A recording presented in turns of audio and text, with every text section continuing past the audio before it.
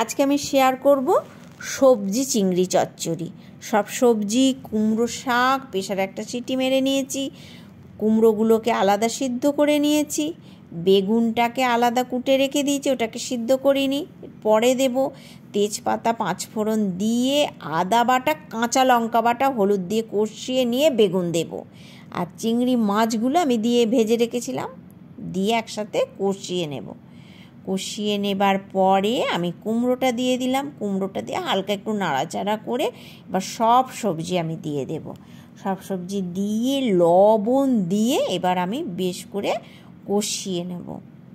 যত নাড়াচাড়া করবে চচ্চড়ির তত বেশি স্বাদ হবে। এবার আমি একটু আখের গুড় দিলাম, দিয়ে আমি বেশ করে নাড়াচাড়া করে নিয়েছি।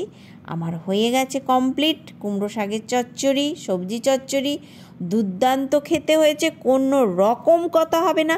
বাড়িতে কিন্তু অবশ্যই ফ্যামিলিকে করে খাওয়ানো চাই।